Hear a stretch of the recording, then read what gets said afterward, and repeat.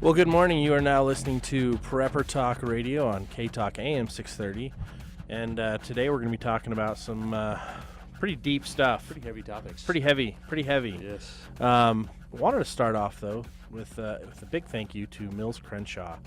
For those of you just tuning in, he has the news that we have thus far is confirmed from a family source that he did pass away last night. It is looking like it was a heart attack, but I'm not 100% sure on that. I'm grateful to him because he is actually why our show is here. Spent a lot of time with him, didn't you? We did, between he and I did 21 interviews with K-Talk before we launched PrepperCon. Mm-hmm. Well, as we were launching PrepperCon. And the unique thing about that is the station management was like, wow, we should do a show on prepping and you should do it. And I'm like, oh, okay, well, if I'm going to do it, I need to bring Shane. And so that's how we started our show. So little known fact, I mean, we would not be here if it weren't for the connection with Mills Crenshaw getting us on air here at K-Talk. And K-Talk, ironically enough, has been one of our best marketing platforms for our event. You listeners are amazing. You guys are very responsive, very engaged, and we thank you for being part of this show, being part of the station, and being part of the station family. So I want to give a shout out to Mills Crenshaw. Thank you for all you've done for the station, for the news, for reporting the truth, and just for being a good guy. Amen to that. So you are now listening to Prepper Talk Radio. This is Scott, Mr. PrepperCon, and Shane, as always, the prepared guy. And I'm definitely behind on my blogging. Busy time of year. It's but pretty hopefully crazy. Catch up here this week, next week, and things will slow down, hopefully. Hopefully. Well, I want to say thank you to Survival Medical. They're our show sponsor, and this show would not be possible without them. They help cover the cost to keep the show afloat and keep the show going and keep the lights on. You know, keep management happy and keep it a little warm here in the studio. Keeping us here. You know, it's a fun cold day out there, and it's nice and warm and toasty in here thanks to Survival Medical. So here's what I want you to think about. If you have been planning for emergencies, if you've been planning for scenarios, I don't care really what your scenarios are. If you have failed to get your first aid really squared away, you've ultimately not just failed yourself, but you failed your whole family. Take some time right now, go to survival-medical.com, check out their website. They've got kits that can just slide into any car pretty simply. You throw them into any backpack. But their Alpha and Bravo kits, I think, are their best kits because it has things like a bleeder kit. Say you have a gunshot wound, the bleeder kit has things specific to that. They've got Celox. They've got things that'll clot quickly. They've got things for lacerations, things to close up wounds. I mean, we talk a lot about priorities here on the show of the survival rules of 3 and so forth. One of the survival rules of first aid is, bleeding, airway bleeding, circulation. Yeah. So bleeding is something you should really concentrate on learning on how to control bleeding, especially if there's a large injury, a major injury, whether you have an amputation or cut an artery or. That's very serious, and you should know how to do that instinctively, how to take care of that. So having the right supplies is just the start. Absolutely. And that speaks into where we're going is supplies are great.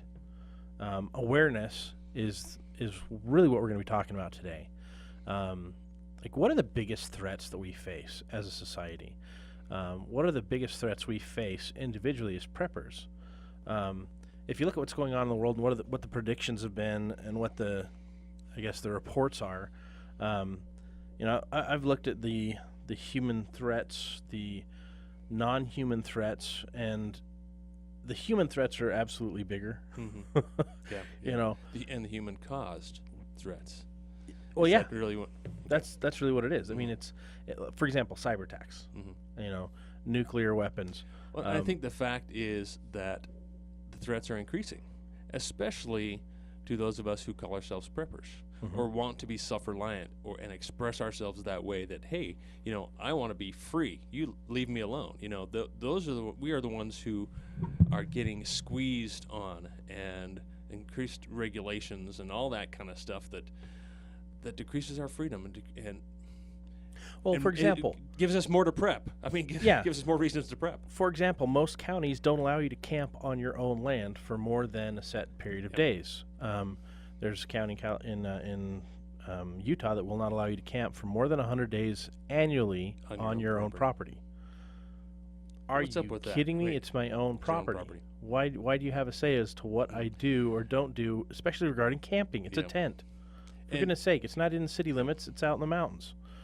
You know, there's most of the state of Florida is you're not allowed to go completely off grid, unless makes you've no already been sense off whatsoever. grid for a long time. You can't go off grid. There's so much cronyism that has actually caused major problems economically for us that we're not paying attention to. And fascism. I mean, And, it's yeah. big business that's really controlling. And so I guess our discussion today is to try and help you recognize what those biggest concerns are. I mean, the heavy topics. The Heavy topics. one thing we'd really try to focus on here is the things that are everyday, the everyday concerns, the everyday potential small emergencies Mhm. that we can be ready for very easily. And we spend most of our time Mhm. talking about those. Yep. But we don't spend enough time, I think, talking about the heavy things that we're going to talk to you about today. I know it's the week before Christmas. You want to think about rainbows and You're candy canes and thinking about lollipops and elves and Thinking about your long weekend. then that toilet's ginormous and go watch your movie Elf and have a good time. But we also need to be thinking about the reality of our situation. You know, never before have we had this much going on in the world in the amount of chaos. And hopefully you have the time this weekend to contemplate and sit and think and I know it's really tough to comprehend the magnitude of everything that's going on around us. Yeah.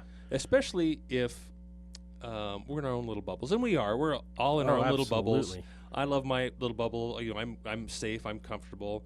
I don't like to necessarily go out of that bubble. Wait a minute. Are you a millennial? Are you running for your safe space right now? Is that what this is? Is this No, an announcement? no. What I'm trying. I'll let you finish. What I'm trying to, you know, we all have our comfort zones. I mean, and I like to get out of that comfort zone occasionally, but most of the time, and to be completely frank and honest, I like my comfort zone. We all do. That's Exactly. human nature. But we do need to reach out there and open our eyes and maybe get a little freaked out occasionally, a little scared. Absolutely. So that's what this show's going to be about. But we don't want to live by fear. We don't want to have fear to rule our lives. Exactly. And so it's a really fine balance. You know, we are going to try and do that for you. So don't necessarily bury yourselves into the bad news. We'll do that for you, and we'll just give you the little highlights. And that's all I like to do. Absolutely. If we dig in too deep, yeah, it can be overwhelming and depressing. But So- if you're aware, then that's important. And we want your feedback as well. If there's certain things that you think, wow, this is the biggest issue we're really facing, feel free to give us a call. We'd like to hear your feedback at 801-254-5855.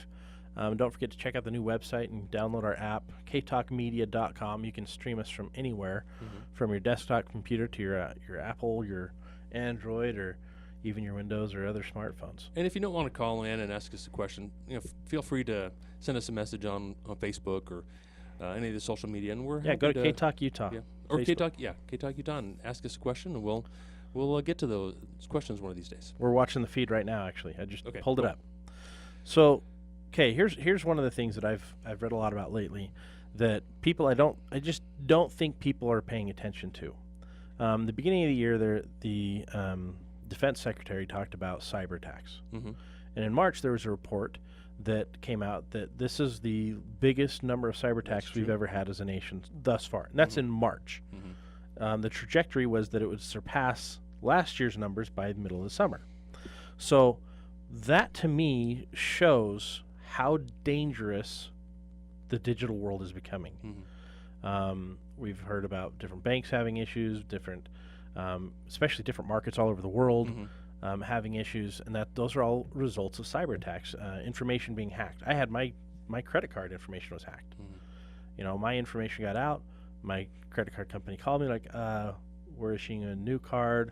We want you to change your passwords, change all your logins. And I'm like, what the crap? And we hope to talk to you today about what we can each do to minimize these risks, minimize the danger to us from all these different large catastrophic events that could potentially happen. So, and they're very simple. They really are. They're very simple. maybe painful, but simple.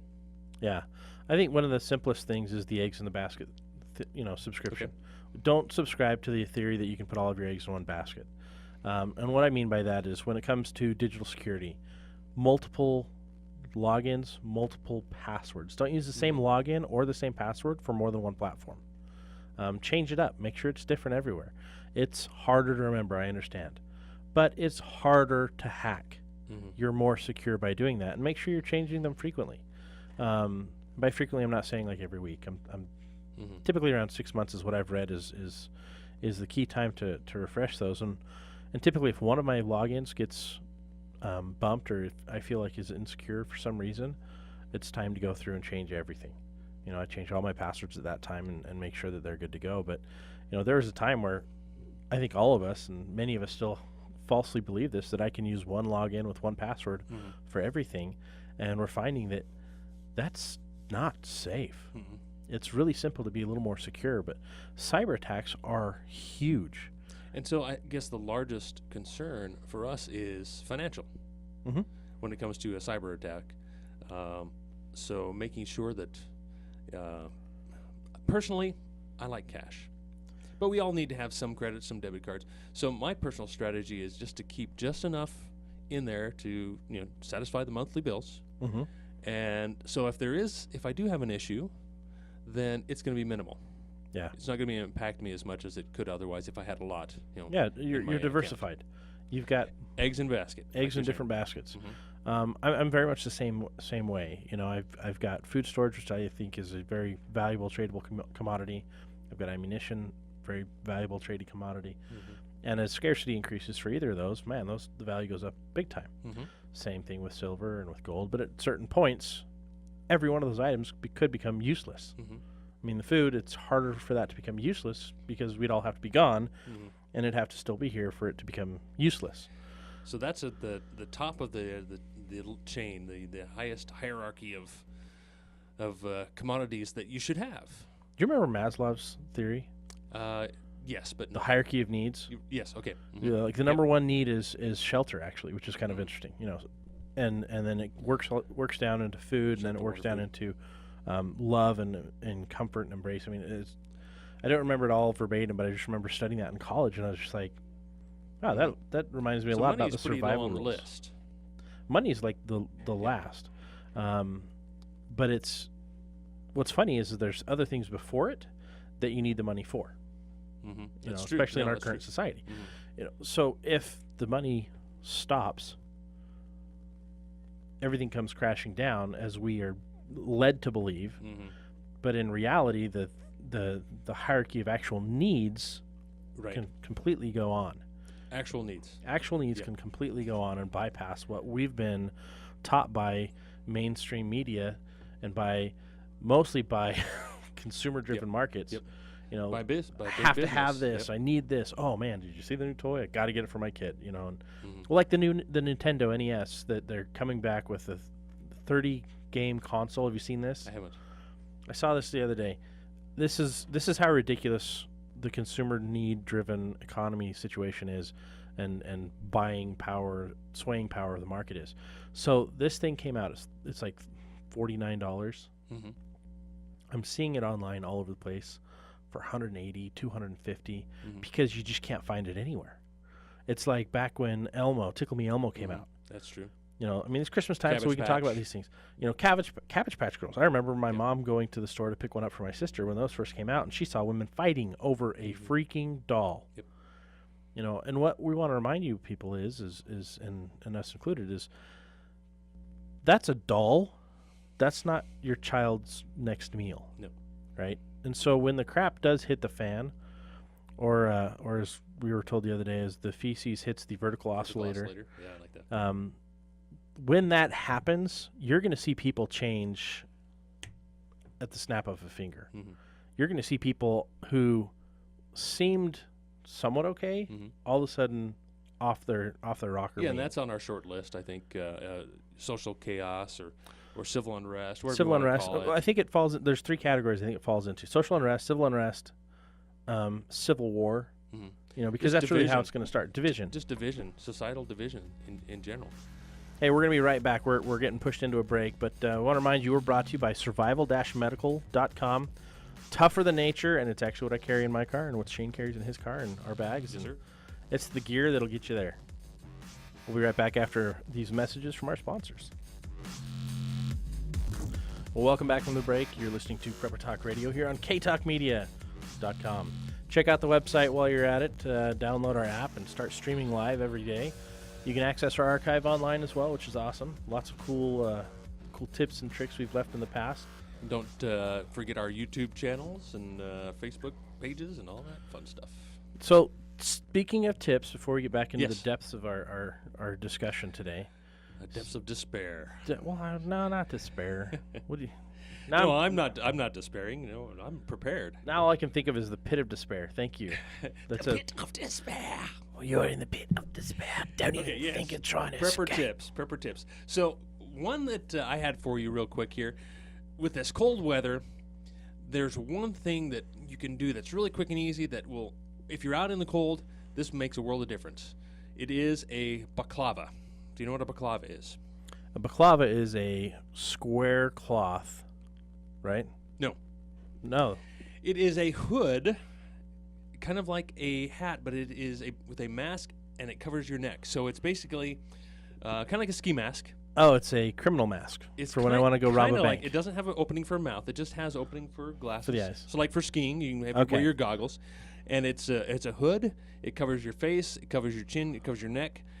And when it's cold outside and you got a little bit of wind or you got a big breeze, this makes a world of difference. This is making more sense. I've actually thought that was baklava every Right, time I that's read right. it. I and didn't so wanna say I baklava, started thinking Greek every that's- time I read that. But yeah, now that I'm... That's now- right. You got the Greek. I had one of these when I was a kid.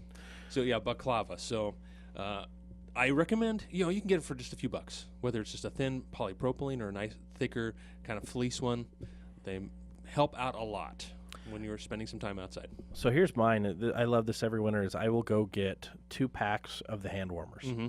And when I say packs, I mean 2 20-count packs. Right, big ones. Foot warmers, hand warmers. I keep them in the car. 2 reasons. One is they're great for me for survival, but 2, as you're seeing people out and about that are, homeless, Mhm. they're great people to hand those off to. And you're giving them a few bucks, but it's a lot of warmth at the end of the day. Mhm. They get 8 to 12 hours of warmth out of those things, and that changes their life. I really live by the, I guess I have a bit of a scarcity complex. Whenever I get something like that is a one-time use and it goes away, I just end up not using them unless I absolutely have to, and then they expire. And they're easy to Throw 'em replace. I mean, they're easy They to are, replace. but I just have that So- scarcity mentality. I don't like to And if you're like Use those. Eric, who's our station Santa today. director of marketing, and you're wearing your Santa hat today, that's perfect because then you can go give away your kindness Got a in nice the form beard of going on hand too, warmers and looking foot good. warmers as you're driving around this afternoon. It's snowing out there. It's cold.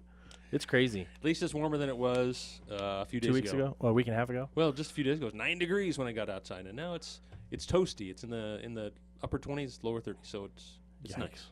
Yikes. Okay, so next major threat. Next major threat, which I think is our main concern that we should be concerned about every single day and making progress on every single day, is financial collapse, economic collapse. That's a huge one. It is huge, and it's so complex. There's so many different avenues and aspects of it that we can discuss for hours.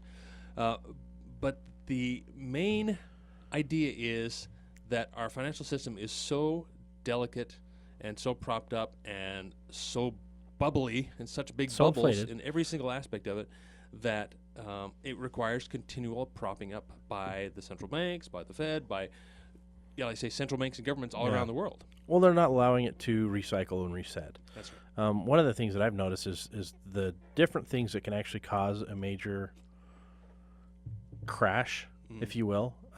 Number one, I think that could cause a huge financial problem for us is the oil markets. Okay.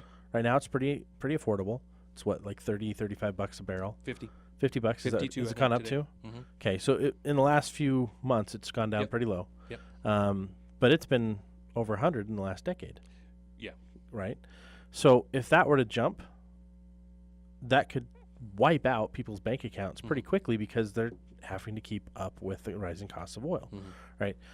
Other things, a cyber attack, wiping out. Oh yeah. If someone attacked specific banks, Mm-hmm. anyone that had money in those banks is gone. And they're so fragile right now that, and the thing is, especially with the financial collapse or economic collapse, to look out for are black swans. A black swan is an particularly unknown event, and can't necessarily be predicted. Things that we just can't foresee. One of those items was that India, they took away their 2 largest bills out of circulation. Yeah, And that was, I think maybe a few people saw that coming, but overall, nobody saw this coming, and that was a true black swan. And the impact that it's having to that country right now, it could very well circle around the globe. It's intense. and that's the scary thing is we are all connected. Every Yes. economy is connected to every other nation. Venezuela's had a really rough go at it this year. Mm-hmm. We're not that far off from where they are. And the truth is that we have more debt than Venezuela does. So we potentially could be worse off than Venezuela at that point. But economic collapse is... Oh, yeah. Eric, join us, please. Eric loves this conversation, Yes, loves he this does. topic. So we're going to bring him in and get him talking. Put your Your seat mic here. is on. Is this on? It is Turn on. them up a little bit more. It's on. I don't have headphones, so I can't tell. But No, you're good. Okay, there you go. no, I used to work in banking and finance, and That's that was right. actually the reason I got into radio was to try and help people protect against this kind of thing. And it is a big concern. But I just wanted to add, there's a guy by the name of Brandon Smith. He's got a website, Alt Market. Yeah. I'm familiar with it, yeah. Yeah, you've told me about him. Excuse me. And so he had correctly predicted the Brexit exit. He correctly predicted Trump would get in. And even in the alternative media, a lot of people were saying, well, Brexit, yeah, it might be a popular vote. People are tired of, the continuous globalist kind of merger of governments that are going on.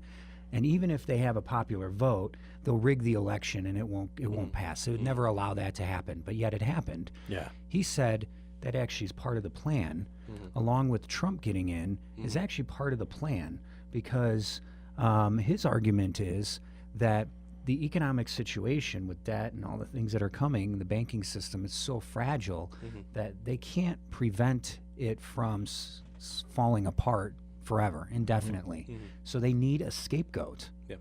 And that's why they're allowing this populism, this anti-globalism, conservative kind of movement that's sweeping Europe and the U.S. They're allowing it to kind of take power, his argument is.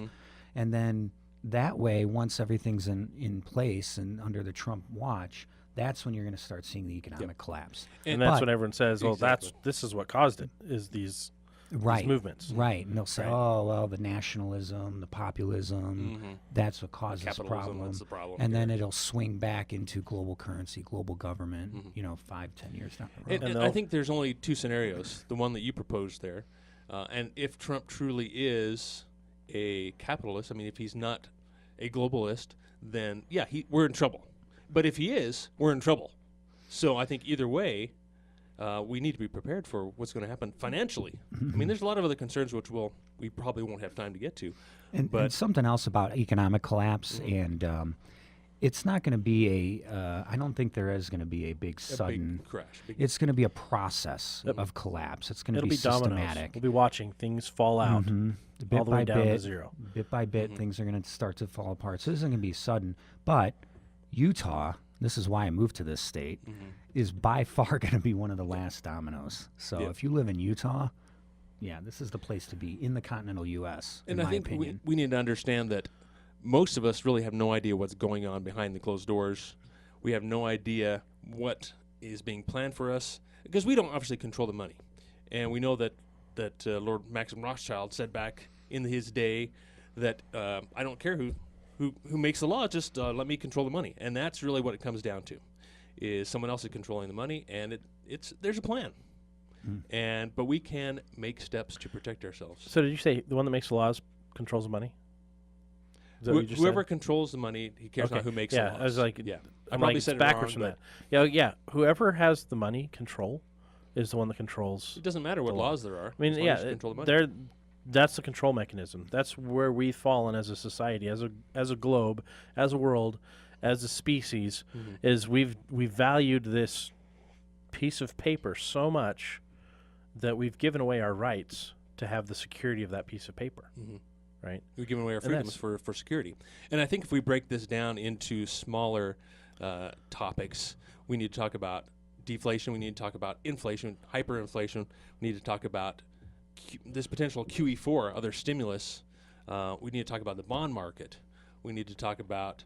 Well, we can go into those, but the thing that we're missing out is the reality of our reaction. Okay. The public, how that they're going to respond to the decline and fall of the banking system, of the dollar, of monetary unit that we all seem to chase after every day. Which seems impossible right now because it's going through the roof. If no money's coming in, are you going to keep going to work? No. No way. Now take that the next step. If no money's in, are the first responders going to keep going to work? Is there still going to be law and order? Hospitals, police. Are they still going to go to work if there's no money coming in? Well, that's why I say it's a process. So how this would happen, if you look at, for example, what was the African country that had the hyperinflation recently? Zimbabwe. What was happening there was the public people, the police officers and stuff, they were getting 500% increases in their salary while everybody else was not. So it'll be managed. So they'll try to keep the first responders in place. Right. And they will suddenly become much more wealthy compared to people in the private sector if something like that happens. And that's another means of control. If you want a good job, go get a government job, right? Well, I always say, just to kind of wrap it up in a real simple thing, there's two ways you can look at storing your wealth. You can invest in promises to pay you wealth, or you can invest in tangible, real wealth. And that's what the whole prepping world is about. It's real wealth. It's owning land outright. It's owning the means to produce food outright. That's real wealth. Yeah, no debt whatsoever. It's The controlling your IOU input. wealth is what is you do not want. Right? Yeah. That's Which right. To is the degree interesting you can because avoid that's it. where the entire stock market's moving. I mean, everything is hedge funds, everything's speculation. You can speculate all day long, but guess what? This bucket of food I can eat tomorrow. I don't have to speculate. I can eat it tomorrow, or I can save it for the next day. And everything is in a bubble. Debt is in a bubble. Countries can hardly even pay the interest on their debt, and interest rates are rising. Not just because the Fed says they are, because they are. The market is driving them higher, and that's just the way economic Mother Nature works. Well, let's look at Greece as an example. I've got family out there that we were going to go visit them, and we had to cancel because my wife's pregnancy. We were a little worried that with her health situation that it'd be hard to travel all the way over there. She has a hard enough time driving 30 minutes. So I'm like, let's hold off and do this after the kid's born. But it's interesting because, so we're going to go see her cousins and her aunt and uncle. The 3 kids that they have, none of those 3 kids are married. One of them's living at home and is unemployed, can't find a job. Another one is living at home, but he's working part-time because that's the only job available in their whole city that he can get.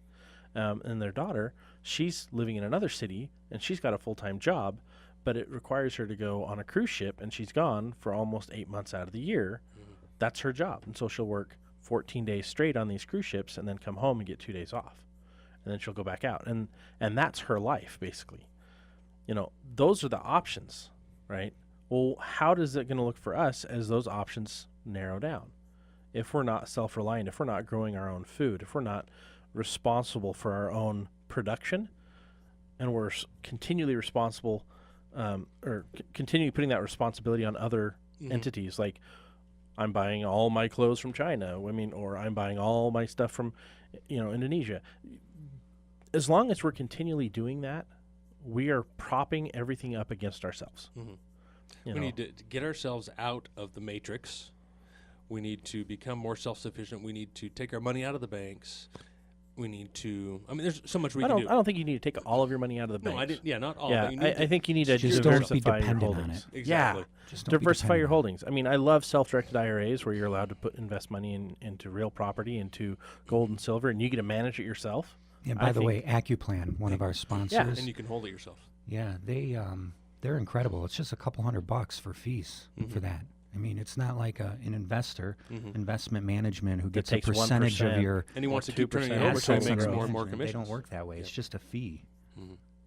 And that way, if you want to trade your gold and silver, or if you want to trade your real property, I mean, you can. Or But business. you get to hold it. It's your holdings. You're It's a it's tangible not asset. in It's some not building off in the something that'll distance that disappear. may or may not exist. Not only that, but when they report what is in your IRA to the government, because they have to with regulations, they don't report what is physically in it. So if you have precious metals in there and you have $50,000 in a self-directed IRA, the government knows you have 50,000. They don't know it's I don't know precious exactly what it metals. is. That's awesome. So give us the website again. Accuplan.com. ACU. ACCUPLAN. So if you want to try to protect yourself from a financial collapse, diversification, you can move your 401k, your IRAs, get them over to this program.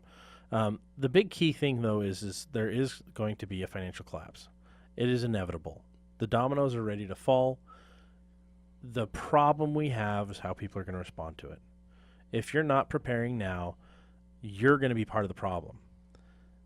I've seen it thousands and thousands of times on social media where people talk about the rainbows and gumdrops of survival after a devastation. Well, I'll just help my neighbors, and if someone is hungry, we'll let them in, and I'll just if my kids are starving, I'll go to my neighbor's house and they'll give me what I need. It's not real. Well, okay, I'm being very facetious. The reality is if they're starving, people are telling me on social media, if I've got a problem and I can't solve it, I'm coming to your house. And this is the mindset of many Americans. If I can't take care of myself, I'm going to take it from someone that hasn't. And that is a moral decay of society. And we're running out of time here, but we're going to come back after the break and talk about some of the other things to be preparing for, and the big things to watch out for, and form networks But of like-minded people. basically, here's the basic. There's going to be blood in the streets. You need to be doing everything you can to be better prepared and better equipped for that. And that's why we have our sponsor, Survival Medical. They can mop up the blood before it bleeds. Put a bandage on it. Online at ktalkmedia.com. Welcome back to Prepper Talk Radio, brought to you by survival-medical.com.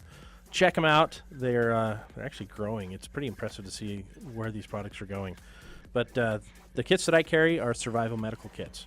And that's because they are intuitive, they're easy to use, and they have a 20-year shelf life. Or up to 20-year shelf life. I want to make sure I say that right. And their founder is a pretty awesome guy. So Yes, I check it talked out, to John yesterday. survival-medical.com. He's a good guy. Great guy. Yeah, we were texting late last night. He needed my advice. I gave him some good advice. Awesome. So we're talking about the disasters and the things that you need to really be preparing for and anticipating that seem to get, we seem to not talk about as often because they're more the doomy and gloomy kinds of things. We've talked about financial collapse for a little bit. We've talked about cyber attacks. Some of the other big things that even our government's saying you need to be prepared for are EMP, nuclear attack, and pandemic. And as I've studied all over the world to see, who else is saying worry about these, China's saying worry about these, Russia's saying worry about these, India is saying worry about these. Most of the countries in the UK, in Europe, I mean, they're all saying very much the same things. Those are three of the biggest things to worry about. And I've got a friend I was actually talking to just the other day, and she's like, I need to build a Faraday cage. And a Faraday cage basically the theory is that it's going to protect your electronics from that EMP blast and allow them to continue to work afterwards. So my cell phone will still work. For But the tower a will short be period of fried. time. The phone will work. The towers won't. So if the but- tower survives, which a lot of the towers are actually hardened to survive, however, their power supply will be gone. Because most towers only have a 48-hour power supply, the backup battery. If they obviously have solar, then they're going to last a little bit longer. The solar backup. Possibly. Will it really work? Exactly. I don't know. really Who knows? But all of your electronic devices that have your your Kindle, your books, and everything you want to carry with you, there you go. That's one way to preserve that. Your ham radios. You don't need those cell towers. Put those in a Faraday cage. One of the simplest Faraday cages you can get is just put everything in a microwave. Get Or in your oven. Or in your oven. Your oven works well, but you do have to put something in there to insulate Yep. like a piece of cardboard or something. You put your stuff on the cardboard or something else that'll insulate it from the metal of the oven. Yeah. Excellent Faraday cage. Bubble wrap doesn't Really? work Yeah. quite well enough. I would put your bubble wrap in and then put your cardboard. Right. That gives you a little bit better layer. Pull the floor mats out of your car, throw them in there, and Yeah, stick them on your floor mats. Those are great. Yeah. There's so many things you can use. It just has to have that layer of separation. You can take a tin can, a garbage can Mm-hmm. with a lid, and turn that into a Faraday cage. Line it with something like Cardboard. cardboard. Cardboard's Yep. amazing. You can use it so many different ways. The critical point is the opening, wherever the opening is. When it's closed, it has to be metal Complete seal. touching all the way around. So like an oven has a metal, a kind of a metallic gasket, which acts as that conductor. A microwave doesn't have that, but it could still potentially But the entire microwave is designed to shield against a particular wavelength. particular wavelength. So- However, I was talking to not Shield Safety. That's a first aid company. That doesn't matter. Talking to Cash. I was talking to Cash, Yep. and he was talking about the benefits of microwaves, especially the older microwaves. Mhm. Anything 1980s and older is absolutely the best Okay. for EMP. Anything that you find that's basically 94 and newer isn't as effective because they've got more glass component and more non-insulating containment issues. But the older the better. So junkyard it like crazy. Go to the old house that's about to get flipped and say, hey, can I have the microwave? So There's an a old good way to metal go. ammo can is not necessarily the best Faraday cage, unless I've been you make some told steps. yes if you ground it. Well, yeah, if you take the rubber gasket out. So that We the, just had a caller that I missed. Hey, call Yeah. back. Let's get you back in here. But I mean, there's different things you can use. I mean, there's simple ways you can do it. I like the little Faraday bags. Those are great for my Mhm. small electronics. But then I don't feel 100% safe with those, so then I put those in another In another Faraday cage, yeah. cage, just in case. I like redundancy. But there's so many things that can happen. If an EMP hits or a nuke goes off, actually, I'm going to pause there and we're going to bring this caller in. Hey, thanks for calling back. You're on K-Talk. You're live. Well, thanks for joining us on the show. What's your name and what's your topic? Well, I feel like I'm half dead, but anyway, yeah, would tin foil work if you put 2 or 3 layers and then overlapped it big time on the joints and duct taped it? if you have something insulating your device from the tinfoil. So you need an insulation device on the inside, and then you have your tinfoil on the outside of that insulation, and your device in the middle. Does that make sense? Yeah, you could probably ground it with like paper clips or something, or and put bubble wrap between the tinfoil and the object you're insulating. I guess I don't know. If you have enough layers of bubble wrap, I guess I would use something more dense. Cardboard's fairly dense, or something that's rubber, or even wrap it in clothes and then something cloth to have that layer of separation from the metallic. If we have an EMP, it'll probably take the satellites out, so the cell phones Yep. probably won't work anyway. So. Yeah, but you want to Absolutely. keep your flashlights, you want to keep your ham radios, you want to keep your communication, your FRS radios, those types of things. Your that are, charge controllers and Yeah. your battery backup systems, you want to have those protected so that Hey, afterwards you can you could use these little intense LED flashlights that Yep. have a real good beam for like SOS, like Yep. Morse code, or Yeah, you could LED send flashlights smoke, could potentially be taken out with an EMP, so make sure you protect those. you could send smoke signals. I don't know. What are you going to do? There's a lot of different options. Thanks so much for hunker your down, call. Use what you do. All right, You hunker bye. down and you So yeah, hide you from the could do world. smoke signals Get in as a well. bunker. You can also get flags, and I've got a cousin that's in the signaling corps in the National Guard, and so he's had to learn flags. He's had to learn signal mirrors. We'll just start the Pony Um, Express again. There you go. Start the Pony Express. We're gonna have to teach people how to ride ponies. I'll In volunteer. general, teach people how to handle horses. I mean, there's 2 schools of thought on what'll happen to cars. Some theories are that your car is going to be completely inert and it won't do anything. It's gone. Other theories are that most cars are going to be fine, and to get a backup pack of spark plugs and a new distributor cap and possibly a starter, and put those in a Faraday cage, backups for all those, so you just swap Your those out sensitive and you're good. electronics, yeah. And that school of thought also says that most cars, because they won't be affected, it may shut off the car, but then you just turn it off and start it back up and you're good to go. So we'll see. Just get a bike. Or we may not Make sure see. you have a bike that you Yeah. can ride. A pedal bike, not a motorcycle. I love the little fold-up collapsible Yeah, those are bikes. cool. You can toss those in your trunk. They're out of the way and they're easy to use. I mean, you just open it up, start pedaling.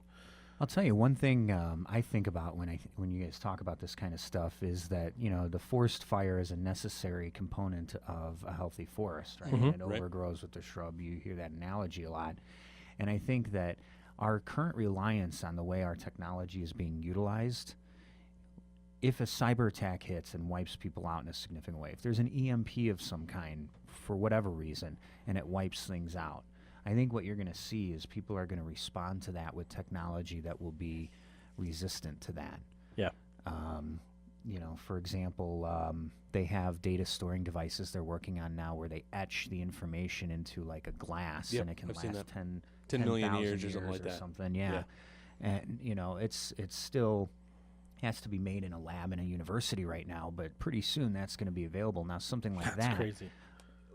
seriously, I mean, you would could be save, completely resistant to any kind of EMP. and it can store huge amounts of information. You can have the whole entire Bible on like a centimeter square of space I've seen that. for It's 10 pretty million years or something crazy. Let's take another caller. Hey, thanks for calling K-Talk. You're on the air. Yes, I have a question about EMP bombs. Yeah. I recognize they wipe out satellites. Is there a radioactive danger to us associated with EMP bombs? Well, it depends. So there's two schools of thought on EMP that I've read about. There's the specific EMP detonation, and then there's Yes. also a high-level nuke detonation. The high-level nuke detonation, obviously, that's going to have nuclear impacts on us. The fallout's going to be over a larger area, and it's going to be more dispersed, but it's still going to cause major issues. A EMP, just purely EMP bomb, has no nuclear component in it. I've heard they've called them snaps. I've also heard them call it pinch or something. Pinch. So there's different terms for it, but the problem is if an There's EMP the goes, Ocean's 12 movie or whatever. Exactly. oh yeah, they call it a used pinch one. in Ocean's Yeah. 12. But what the problem is if it goes off and there's a nuclear power plant anywhere in the radius of where that detonates, now we have a meltdown issue with that. And thus Oh, further. that's scary because Yep.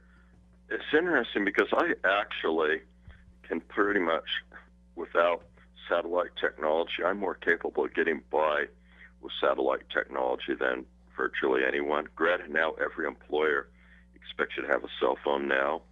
But the nuclear, where it comes to radioactive material, defending yourself against that is a much more scary challenge. Yes, Oh it yeah. is. Yep. One of our good friends, thank you so much for your call. One of our good friends, Cache Valley Prepper, he and I actually had a conversation about how to protect yourself from nuclear fallout. Mhm. And it was interesting because you need heaps and heaps of dirt. Mhm. You need to be 8 feet under dirt to be okay, or behind 18 inches of solid concrete with no openings, right? That's Not the only easy way to be okay, right? Well, then you'll need rebreather systems in there, air But circulation. it depends on systems, your cleaning. proximity to the explosion as well. Right. And fortunately, you only have to hunker down for a couple of weeks. Right. And Then you have to deal with the fact that you're not going to be able to grow plants in that environment for quite a yeah, while. you'll have to remove the contaminated soil and everything. And And where do you put that? yeah. And In somebody else's backyard. Yeah. Like, oh, Jerry died. Let's Oh, put put it it in out- his yard. put it on the curb. They'll come and pick it up, right? Yeah. I mean, it's going to be, and we kind of laugh about this, but it's going to be a stark and rude awakening for so many of us when this goes down because we don't know how to deal with it. We don't train for it. Most people don't prepare for it. There's very little you can do, especially after it happens. It's just, all right, deal with it. And I think a lot of people are going to die simply for the fact that their minds are so weak that they don't have the strength to say, I'm going to carry on. I'm going to get through this. A lot of people are going to say, screw it, I give up. But a lot of the things that we talk about and the ways to get prepared will help you in pretty much any scenario, including global thermonuclear war. I mean, yes, it is very specific on how to prepare against radioactive fallout, but there are things you can do that will help you carry through. I mean, that's Absolutely. the truth. I mean, Let's bring on this next caller. yes. Hey, thanks for calling K-Talk. You're on the air. Hi. So a couple of things that might be of interest. Yeah. One is metal sheds. Mm-hmm. A metal shed grounded. Okay. Make you a nice little cage. I did a full-size garage, a detached garage, Metal all building. metal, roof and everything. All the metals bonded together, grounded on both sides. That should do well. Now, here's my transfer- question. Do you have to have a metal floor as well, or can you get away with concrete, or what? I don't know enough about that type of a grounding solution and that type of EMP cage, but do you need that? You actually probably know more than you think. Understand that the EMP is a magnetic wave, Right.